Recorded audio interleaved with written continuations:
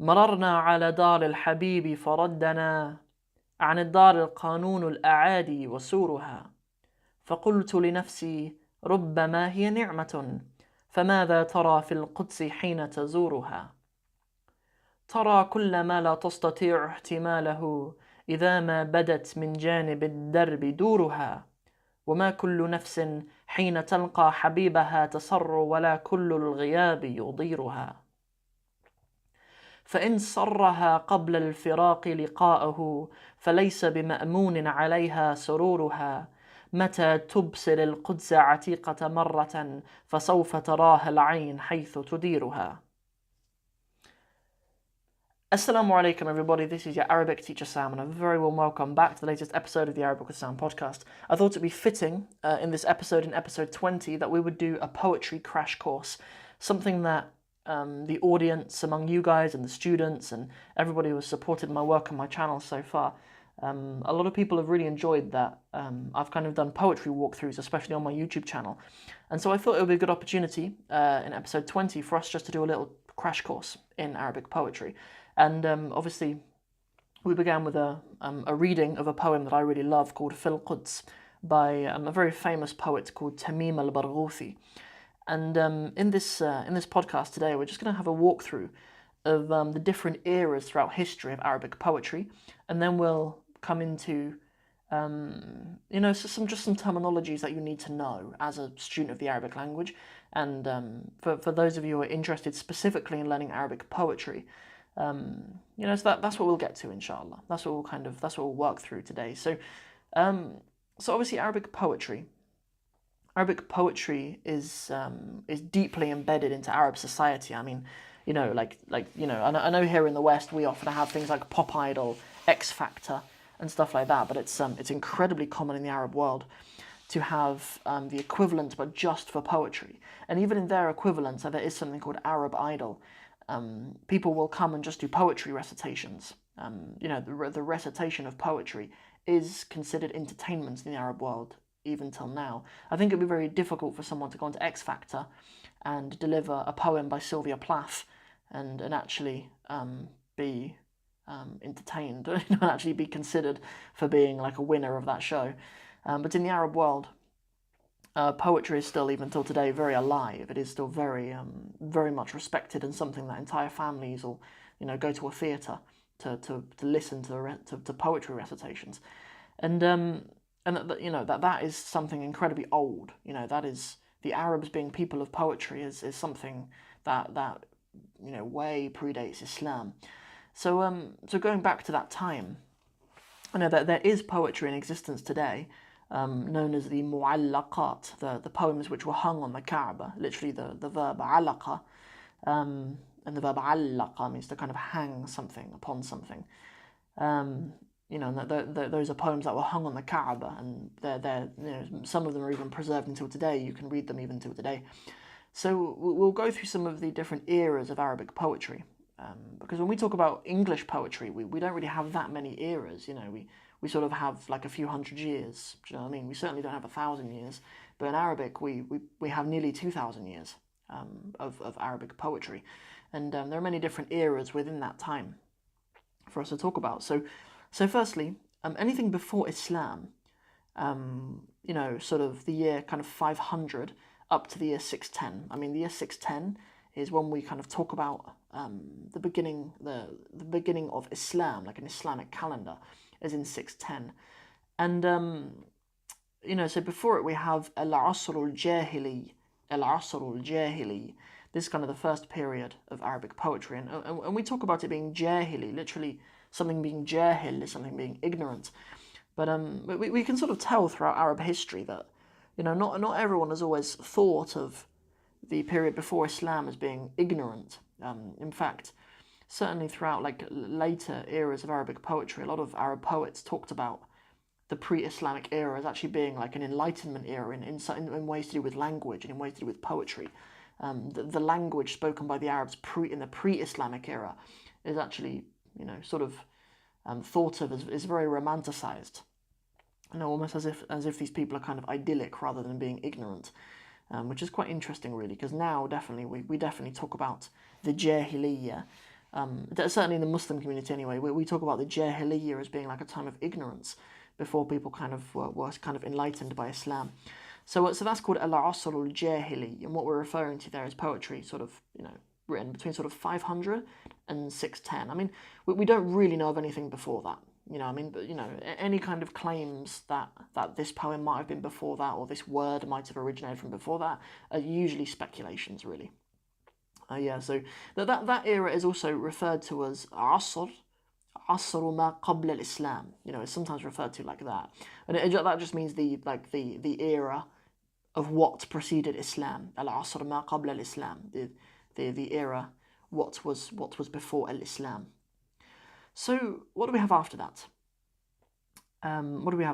We have Asr al-Sadr al-Islam. We have the Asr of the Sadr al-Islam. The Sadr means a chest, but really it means like the Islamic era. The kind of the beginning of Islam, the Sadr al-Islam. And this really talks about this talks about the time during the life of the Prophet Muhammad sallallahu alaihi wasallam. And that's what it's referring to. Next, after that, we have al-Asr al-Umawi. Al-Asr al-Umawi. Like in an English tradition, we call this the Umayyads, the Umayyad era. Al-Asr al-Umawi. That lasted until about 750. So we have about 150 years of Al-Asr al-Umawi. After that, about 750 until, halfway through probably 1200, something like that, maybe 1100s, 1200s. We have Al-Asr al-Abbasi. And Al-Asr al-Abbasi is the Abbasid era, we call it in a Western tradition. And a lot of like the famous poets that we talk about, like Al-Mutanabbi, for example, is one you need to know. Al-Mutanabbi. I have a walkthrough on my YouTube channel of some of his poetry. He is an Abbasi poet, and there's a very kind of strong, kind of culture of poetry in the Abbasid era. Next, when we learn these, they're not always. When we learn these different eras, they're not always to do with time. They're sometimes to do with region. Because there is also when you talk about studying Arabic poetry, you do refer to Al-Asr al-Andalusi, kind of the Andalusian era. But I mean Al-Andalus isn't referring to a time. It's, Al-Andalus was an Umayyad empire, really. It was an Umayyad empire. And when we talk about Al-Andalus, we're referring to, in Spain today, even till today, the south of Spain, the area is referred to as Al-Andalusia, or just Andalusia. But when we talk about Al-Andalus, we're talking about something a bit bigger than that. We're talking about, what was pretty much the whole Iberian Peninsula. What is today Portugal, Spain, and I think even a little bit of south of France as well. Like all of that was under, Al-Asr al-Andalusi, like the poetry that came out of there. And it's well known. It's well known how Greek thought and Greek philosophy was pretty much erased from European knowledge, really, and actually came back into Europe through Arabs who had it and translated it and pondered upon and developed those works in Al-Andalus. So there's loads of poetry that came out of that. There's a particular text called Tawq al-Hamama. I believe it's about women. So it's sort of about love and about women. And that came out of Al-Andalus. Also, the writer called Ibn Jubei, the travel writer, who was also a poet as well, but he was a travel writer. You can get hold of his Rihla Ibn Jubei. You can get hold of it. It's probably about £5 or something. You get hold of it. But he was from Al-Andalus anyway. He was from Valencia, I believe. And he travelled the Arab world, and the thing that's most notable about his work is that he actually met Salahuddin al-Ayyubi and actually described him and wrote about him in his works. After that, we have there's actually a lot of crossover, really. It's the same kind of era, but just in a different place. We have Al-Asr al-Fatimi, Al-Asr al-Fatimi. We call them the Fatimids. In a Western tradition, and that's actually, of the eras that we're talking about, it's the only Shia one. It's the only Shia sort of dynasty. All of the others are all Sunni dynasties, and the Fatimi dynasty is in Egypt, is an Egyptian dynasty. Al-Asr al-Fatimi. I can't name any poetry that came from that. I don't know of any, but obviously there was loads, but I just don't know of any. Afterwards we have Al-Asr al-Zenki.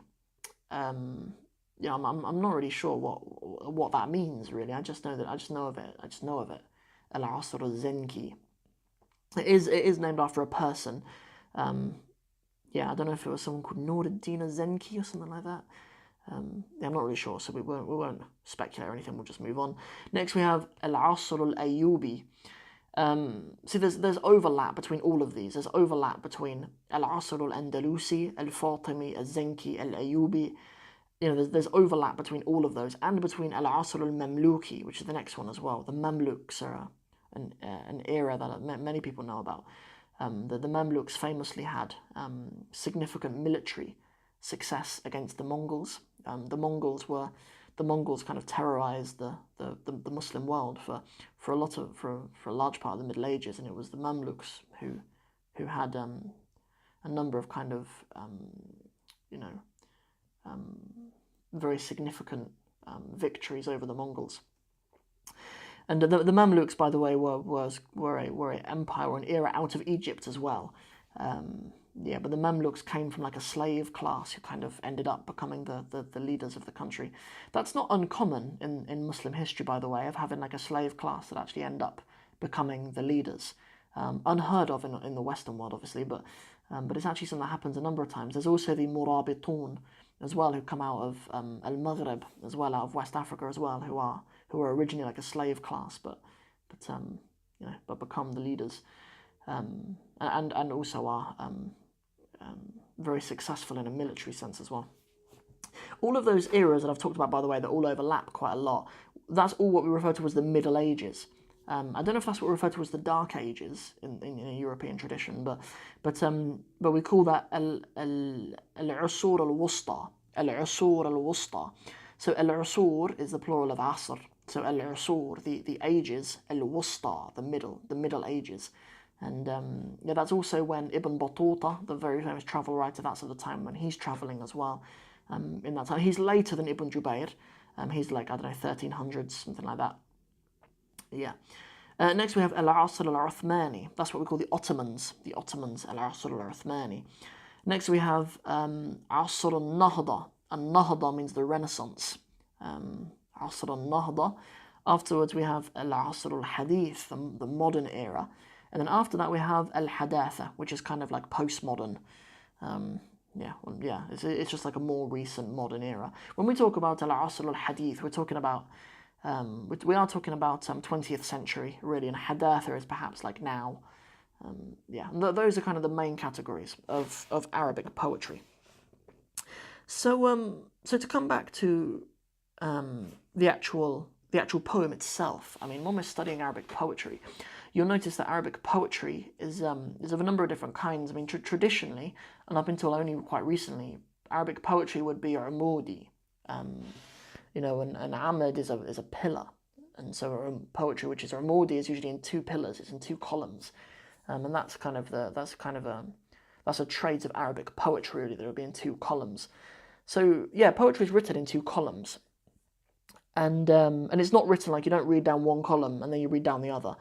The two columns represent two parts of a line of poetry, and we call one of these lines of poetry a bait.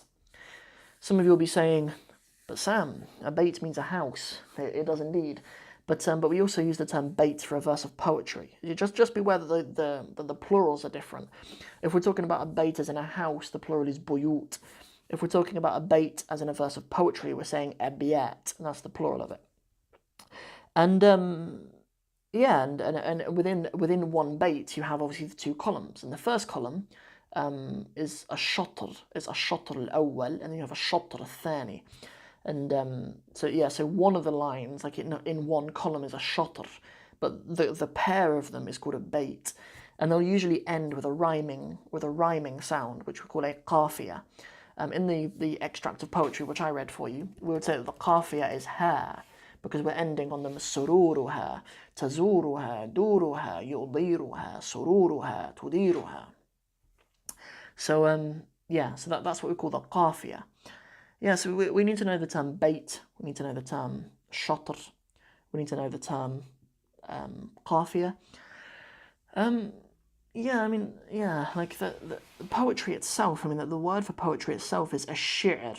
Shi'r is poetry. It does come from the verb sha'ara, yash'uru, meaning to feel something.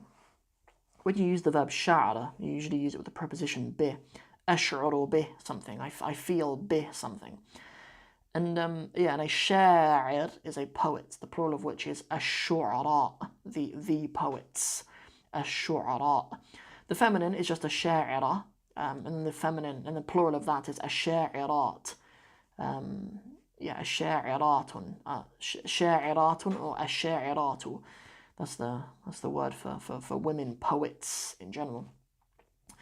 But yeah, but that's you would think like in English it's very helpful how we have the word in English poetry, and then we have the words a poet that comes from that. But you actually don't use the word poetry for like there's no connection between the word poet and poetry in Arabic like there is in English. A poem, most commonly we use the word qasida. A qasida is the term for a poem, and the plural of which is qasaid. But that is the most common, because actually the word qasida actually refers to a poem which is more than 7 baits, more than 7 abiyat. And most poems are. Do you know what I mean? But there can be some that are smaller. If there's a poem which is kind of between 2 and 7, between 2 and 7 abiyat, we call it a maqtu'a. Yeah, and if there's something which is just 1 or 2, just 1 or 2 baits, we call it a netfa. So a netfa is a very short poem. Netfa is just 1 or 2 baits. Maqtu'a is between 2 and 7, and a qasida is 7 or more baits. Yeah, and obviously, like in English, when we do like a GCSE and stuff, or you guys in America or Canada, when you guys learn English in, I suppose, it's high school. I think if I know the American education system, perhaps you can let me know. Call in, tell me if that's the same thing. I'm talking about when you're like 15 or 16 years old. You do like exams and stuff. I don't know what those exams are in America, but anyway. For those exams, you need to learn like poetry terms, like literary terminology, like for like a simile and a metaphor. And those in Arabic are tashbih. The term tashbih is a simile. And if something's metaphorical, it's majazi, or a metaphor is a majaz. So if something being symbolic is being a remzi, is a rams. Rams is a symbol for something. If something is symbolic, use the term remzi. Yeah, so those are kind of the terms, really. I mean, that's everything. That's kind of a crash course in the eras of Arabic poetry and the terminologies around it. I suppose perhaps one last thing I wanted to mention is different kinds of poetry, because obviously some of these kinds of poetry are more common in different eras, just because of the social climate, I suppose. Like poetry of war. Do you know what I mean? Like these days in Britain, we don't really have a strong tradition of war poetry now, but we did in the 1940s. Do you know what I mean? Like we did during World War One, we would have done during World War Two. Like we have a strong English language tradition of war poetry. And you would expect that like now, in the Arab world where there are wars, there is a stronger tradition of war poetry now, but there wasn't in certain other times. Do you know what I mean? In times where there's been peace in the Arab world, there would be less war poetry, obviously. So we'll just talk about some of them. So one which is incredibly common is Shi'rul Madih. Shi'rul Madih. Madih is to do with praise. There is a verb madaha yamdahu madihun, which is to praise someone. And shi'rul madih is very common, especially of praise of the Prophet Muhammad sallallahu alaihi wasallam. That's very, very common.